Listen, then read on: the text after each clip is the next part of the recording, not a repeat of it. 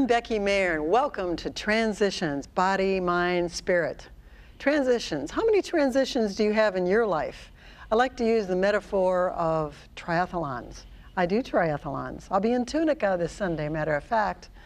And first on a triathlon, you swim, then you get to a transition area, then you get on your bicycle, and you bike, and then you transition again, and then you run.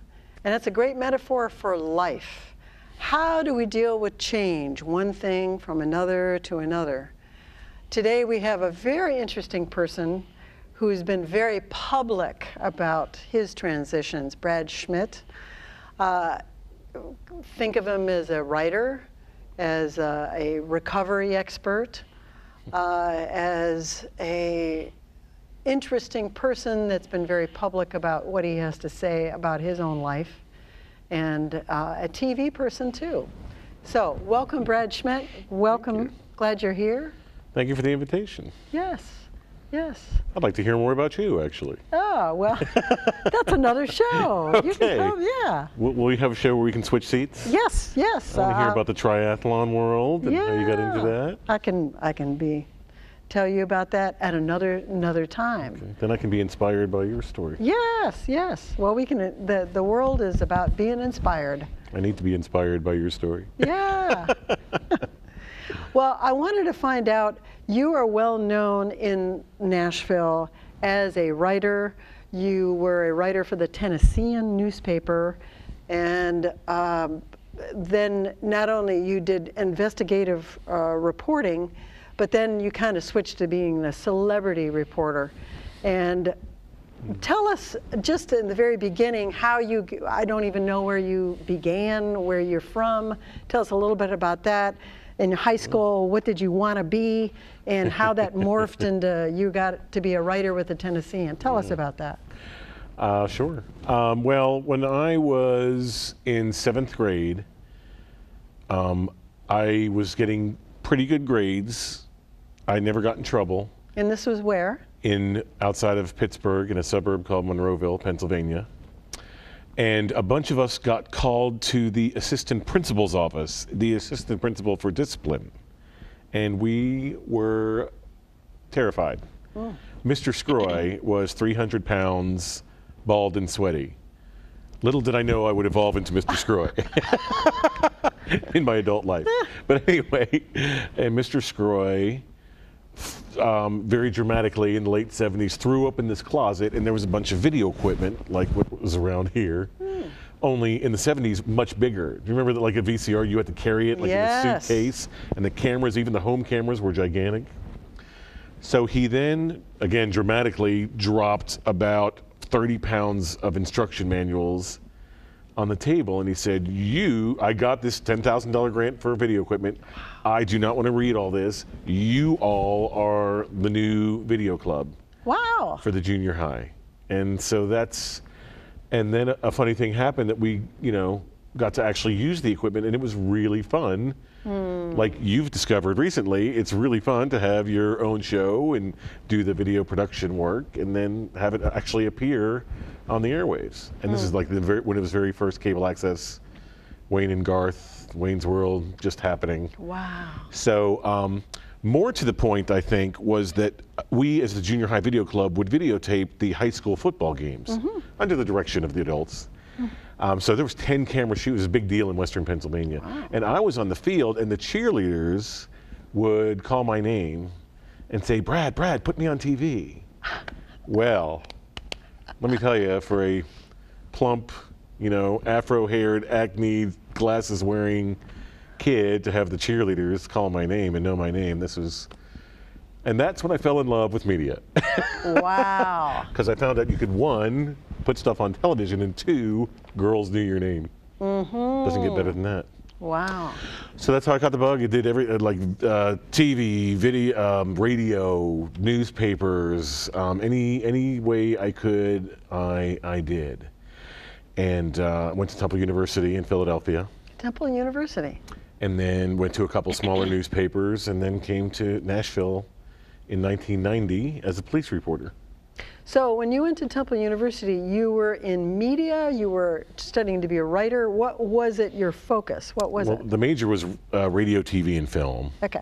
RTF on campus. A lot of the football players took it because they thought it was an easier major, and they called it Rather Than Fail. And or their critics called it Rather Than Fail. So yeah, I studied radio, TV, and film, minor in poli-sci, minor in journalism, minor in print journalism. Minor in journalism. But then you ended up coming to Nashville. I did, and I came here as a general assignment reporter for about 3 days, and then they made me police reporter. I think back then there was still a little sexism maybe on the beats, and there were some women reporters who had been there longer, but they wanted a guy on the police beat. Okay. I don't know. So I did that for 5 years. Okay, and what was that like? I mean, you were really a TV media person, and they made you a writer? Yeah, well, I'd done mostly, even in college, I'd done mostly print. The school newspaper I was really involved with, wrote quite a bit for them. And actually ended, that's going to sound braggadocious, but I remember breaking a few stories that the Philadelphia Inquirer followed, and I thought, I really liked that. I really liked, the hard news, and, there were some issues on campus. And of course the school newspaper should have been first with those, but I think there's a big issue about whether there's going to be alcohol allowed on campus. And we had gotten the double secret board survey, before the Philadelphia Inquirer did, and we put it on our front page, and I got yelled at by the president's press secretary for printing that. It was a whole. Wow. So I love that. Right. I love the drama. I love, getting the story first. Right. At any cost. Yes. So yes. That was all exciting to me. So the investigative reporting thing, tell us about that. There was, he just got a bridge named after him, John Siegenthaler. Yes. You may know that name. Yes. Longtime publisher, editor of the Tennessean, first editor-in-chief of USA Today. Former Freedom rider back in the 60s, aide to Bobby Kennedy, Democratic and journalistic activist. He was the publisher when I was hired, but he was still very hands-on with the newsroom. And in the early 90s, and probably for a long time before that, the police and the gamblers, the numbers runners in Nashville, were really closely associated, and the suspicion was that the police were covering up for what we called them gambling godfathers. Jimmy DeSiri, Sam Simpkins, I can't even remember all their names, but these guys were like, responsible for millions of dollars of numbers running, like small markets in East Nashville, you would bet. It still goes on. On slips of paper, yeah. And so we started digging into that, and we got a lot of really interesting stories out of that.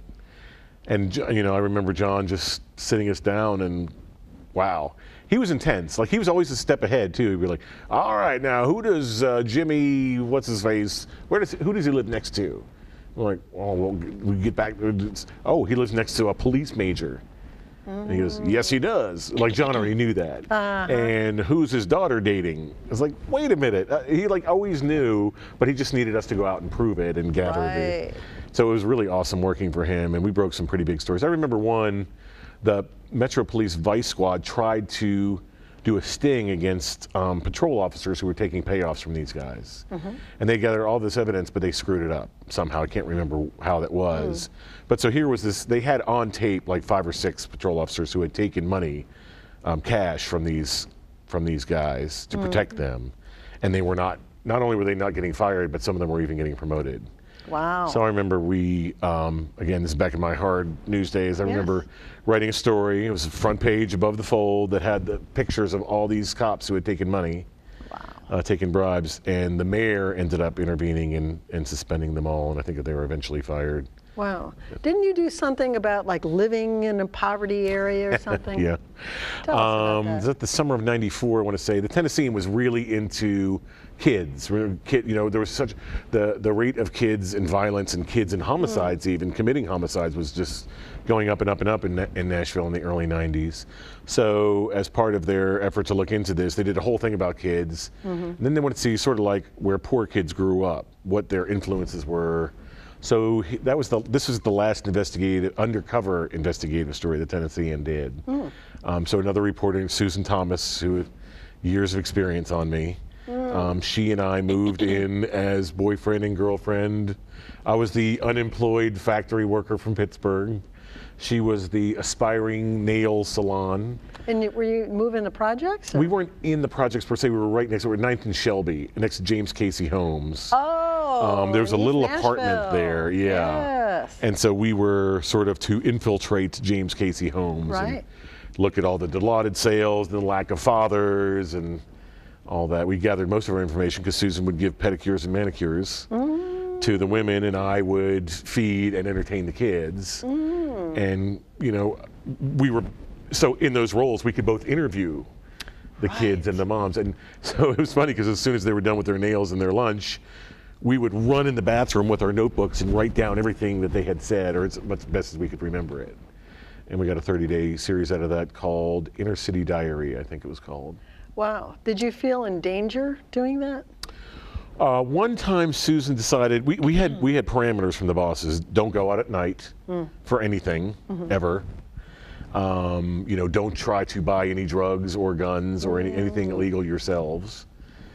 So one of the last nights we were there, Susan said, after dark, after I was asleep actually, I'm going to buy a gun, Schmitt. And she grabbed a wad of cash and ran out the door. Oh my. And so as I'm finding my, shorts and to run out after her, she had already disappeared, and she ended up getting robbed at gunpoint and thrown to the ground by her neck, and was in a brace for quite a while. That was highly dramatic, and that was the end of our little operation. It ended a couple days early because of Susan's stunt. God. So that was so I really felt bad for Susan, even though she's, the editors felt like she brought that on herself. But when we got down to the hospital, the officers thought that I had assaulted her. Oh, God. Because, assaults are almost always domestic. Right. And these are guys I knew. Oh, no. I'm like, come on, Mike. All the editors are standing right here. They're telling you what happened. We were undercover. Everybody goes, are you sure you didn't? And that was a feeling of powerlessness. Yes. But then, it was less than a year after that, they're like, why don't you be the celebrity news reporter? How did they go from investigative reporting to celebrity news? How'd that? There are 100 different stories that I've heard over the years, but I think one that sort of makes sense that I just heard last year from a guy who used to work there, Dave Green. He's like, you were funny. You were funny in the newsroom. And we thought, we need a funny guy who can write. Okay. And that was, so you had mentioned that I'm in recovery now. So, back then, I had grown up always feeling less than. My dad died when I was a boy, and I didn't always get positive affirmation from my mother, shall we say. And I'm not blaming anything. I made the unhealthy choices that I did, which were, drugs and alcohol and gambling and girls and smoking and food and so if you all these become other things. The one talking to the celebrities, your lifestyle is out there. Hey, you're the man. It's exactly like the high school all over again. Hey, Brad. Yeah. You know what's up, Becky. Like the cheerleaders. That's exactly right. So, and because my very first reaction was, oh, good Lord, no. I'm a serious investigative news reporter. I've lived in the projects. I've uncovered corruption. I've gotten officers fired and prosecuted. Dun, dun, dun. I'm hardcore news guy. And he's like, well, we'll give you billboards and an expense account. Wow. And your own commercials. And that's where that, so like I said, it's just that growing, always feeling less than, always seeking things outside myself to make me feel whole. And I was like, whoa, wait a minute. It's funny because Catherine Darnell was a society reporter then, called her Cat in the Hat. I remember. She wrote about the Swan Ball and all the galas and Belle Meade crowd. Right. And she said to me, right before I started, and the column's called Brad About You, She said, before you go from Brad Schmitt to Brad About You, let me tell you a couple of things.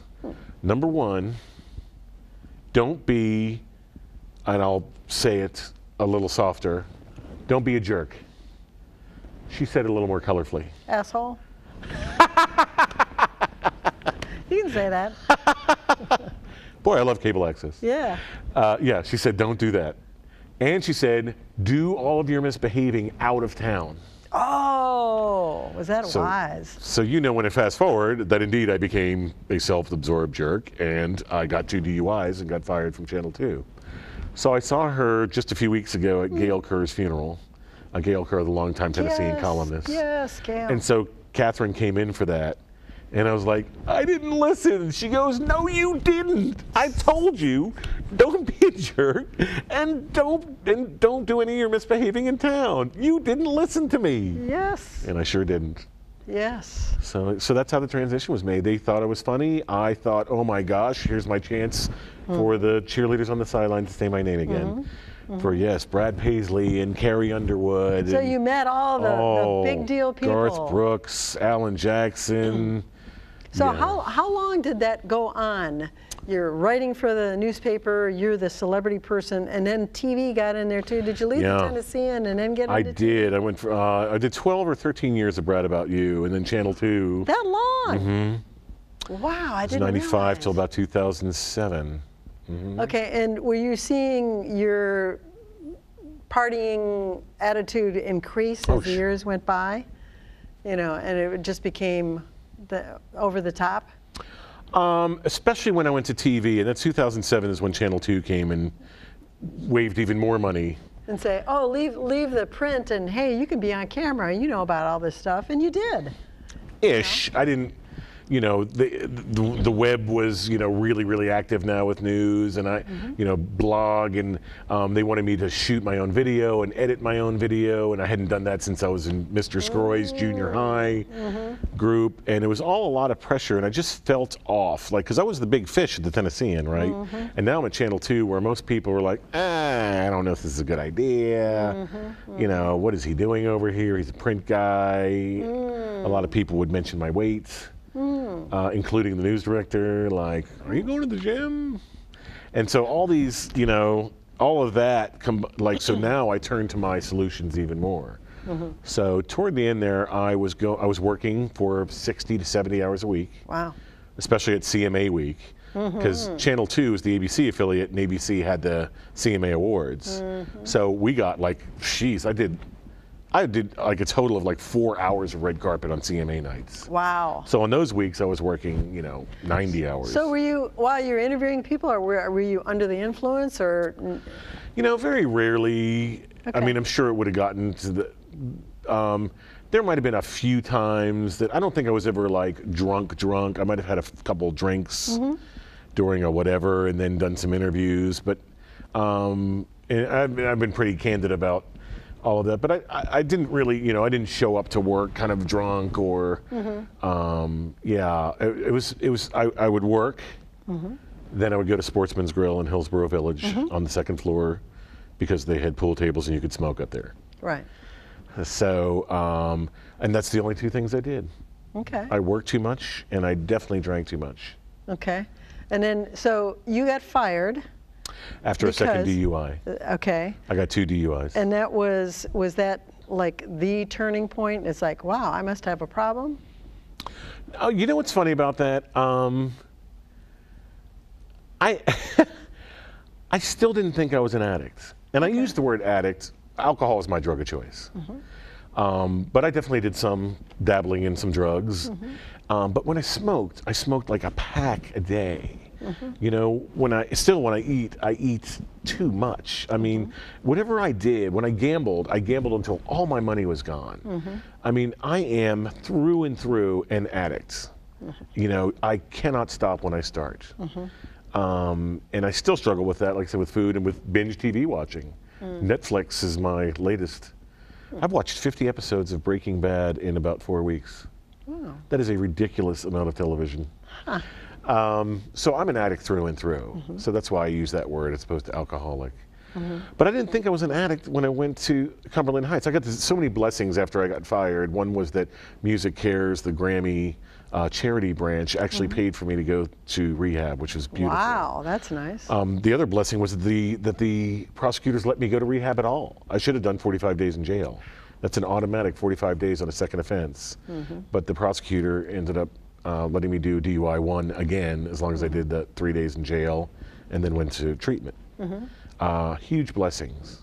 So Huge. you went to treatment, and then what happened? You don't have a job. Right, right. And I'm sitting in treatment going, well, isn't this nice that they have a treatment facility for these people who need it?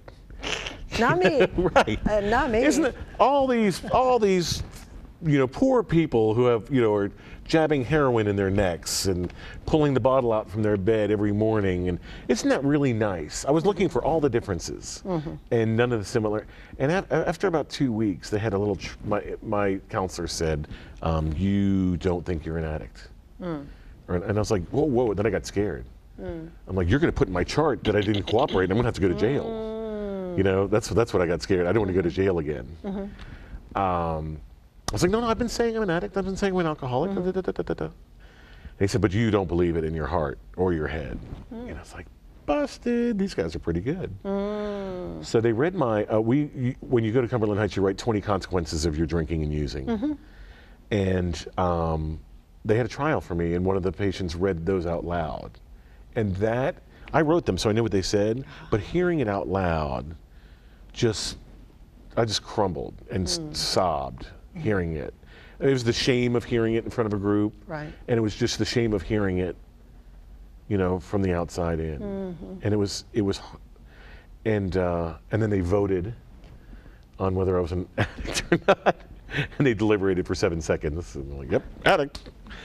And while that was a funny sort of turn, it really struck me. I also remember, I haven't had that many consequences, I kept saying, and the counselor said, where are you working now? And I was like, oh, you jerk. I have no job. Yeah, I was like, oh, that was, he goes, oh, no consequences, huh? So tell us, all right, so you left Cumberland Heights, you finally realized you're an addict, and then weren't you working at the Y or something?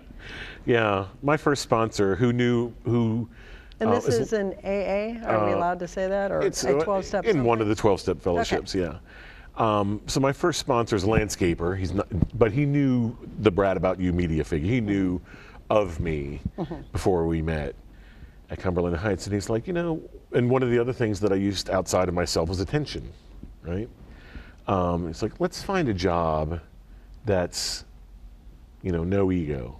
No. Let's maybe stay out of media, at least in an ego way. Well, that's good. So I did a little bit of freelance writing, and God bless Country Weekly for letting me do just a few things for their website every day to get some money coming in. God bless them. Let's do that, and then let's find a regular, maybe even minimum wage job. And I enjoyed going to the gym, and I loved the sound that the gun made at the front desk. Beep. Becky, welcome back. Have fun at Pilates. Beep. Nathan, those abs are looking good, buddy. You're crunching like a crazy man. I love being the idea of being the Walmart greeter for the YMCA downtown. Okay. So I applied and I got it. Okay. I found out later that one of the guys, he doesn't work there anymore, but one of the guys who hired me had 2 DUIs.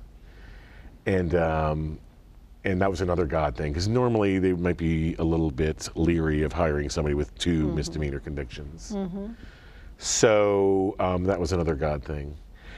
And yeah, I started as the beep membership front door guy at the YMCA downtown. So what are you doing now? And isn't there recovery.com or something? Tell us about that, because we have a couple more minutes. Yeah, that transitioned into working for Restore Ministries, which is the YMCA's recovery program. Oh, okay. Part-time. And now I work for something called the National Prevention Partnership. That's an anti-drug coalition. I am the pro-recovery guy. I'm not anti-anything. Pro-recovery guy. And is this a nonprofit? It is. And so I support meetings, support recovery for people in transition out of jails, out of prisons, out of treatment centers like Cumberland Heights. And I start meetings for them that get people with long-term recovery or medium-term recovery with guys who are just going to come back out into the real world. So that's what I do on the meeting side. And then the other thing that I do is sort of bust stigma. I tell a story, my story. I have other people tell their stories to the Lions Club, the Rotary, the Kiwanis. Oh, wow. I sort of just take away some of that stigma away from people in recovery, away from drug addicts and alcoholics, to let people see what we look like, which is real people. And to spread the message, yeah, we can have recovery. I am very blessed and grateful for 4 years clean. 4 years. And there are people all over, and you've had some experiences with people. You know there are people with 10 years, 20 years, 30 years sober and clean. And so that's the other thing. I want to sort of tell their stories. So the website you're talking about, so I've branded what I do Nashville Recovers. It's Nashville Recovers? And that's sort of like my effort and what I'm doing. Okay. And the website is nashvillerecovers.org.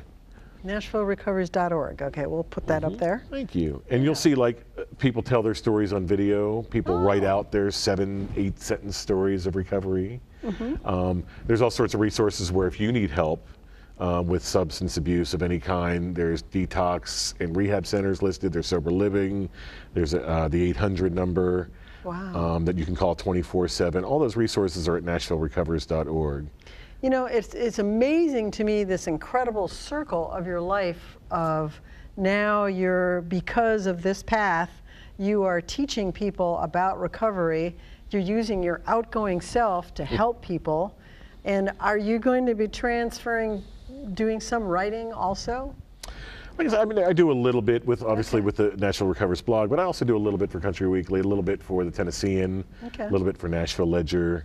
There's that side where I don't only write about recovery, and so I get to scratch that itch, but not in a look at me way, not in a columnist way. Right. Just in a, how can I serve the newspapers, news outlets organization.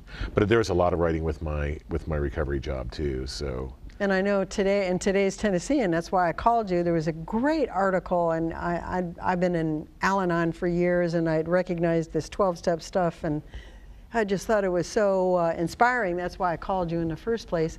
And the people that read the Tennessean, whether it's be in the paper or online, it's all good stuff for you. So I want to thank you, Brad Schmitt, for being with us today on Transitions. Your whole life is a transition. It's very inspiring at this point in time, and I know there's more good stuff. Maybe there's a great American novel out there for you too. So thank you very much, Transitions, Body, Mind, Spirit. I'm Becky Meagher. Thanks.